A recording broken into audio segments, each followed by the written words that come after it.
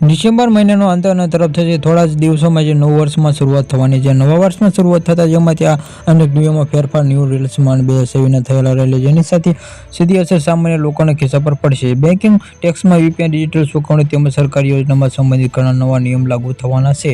જે આ બદલાવમાં ખેડૂતોને, યુવાનો, સરકારી કર્મચારીઓ, મધ્યમ વર્ગના અને સામાન્ય નાગરિકોને અસર કરશે. જે તેઓમાં આ જાન્યુઆરી 2027થી કયા મહત્વપૂર્ણ ફેરફાર જોવા મળશે, જેમાંથી પીએમ કિસાન યોજના હેઠળ 2027થી અનેક રાજ્યોમાં ખેડૂત આઈડી ફરજિયાત કરવામાં આવી રહી છે. જે ખેડૂત આઈડીમાં વગર પીએમ કિસાનની હપ્તાની રકમ અટકાવી શકાશે. જેમાંથી ઉપરાંતમાં પીએફ અને બીએફમાં 2027 ખરીફ પાકમાં 2027 જંગલી પ્રાણીઓના કારણે થયેલા પાક નુકસાન વીમા હેઠળમાં આવરી લેવામાં આવશે. નુકસાનની જાણ થતાં 72 કલાકમાં અંદર કરવી ફરજિયાત રહેશે.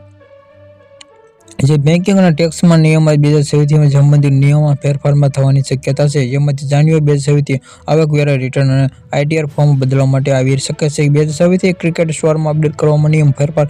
ક્રિકેટમાં સ્કોર માત્ર 7 દિવસમાં અપડેટ થશે, જ્યારે અગાઉના તેમાં 15 દિવસ લાગતા હતા. અને સીબીઆઈમાં જેમ સહિત કેટલાક બેંકો દ્વારા લોન વ્યાજ દ્વારા ફેરફાર કરવામાં આવશે. જેમાંથી આ ડિપોઝિટ અને એફડીના દરરોજ ઘટાડો જોવા મળશે, જેની અસર મધ્યમાં જોવા મળશે. અને સોશિયલ મીડિયા પર ટેકનોલોજી ક્ષેત્રમાં નવો નિયમ લાગુ થશે, જેમાંથી કેટલાક, જેમાં ઓસ્ટ્રેલિયા અને મલેશિયામાં 16 વર્ષની જેમાંથી ઓછી ઉંમરના બાળકો માટે સોશિયલ મીડિયા પર ઉપયોગ પર કડક નિયંત્રણ કરવામાં આવ્યું છે. અને એલપીજીના ભાવમાં દરોમાં માર્કેટમાં દર મહિને, જેમાંથી તારીખ એલપીજી અને એટીએફના ભાવનું આંતરિક બજારમાં ભાવ અને વીજ વિશે આધારે ફેરફાર કરવામાં કરશે. અને ડિસેમ્બરમાં જે સરકારે કોમર્શિયલ ગેસમાં અને ભાવમાં ₹10 ઘટાડો કર્યો, તે ઘરેલું ગેસમાં સીએનજીના ભાવમાં પણ ઘટાડાની આશા રાખવામાં આવી રહી છે.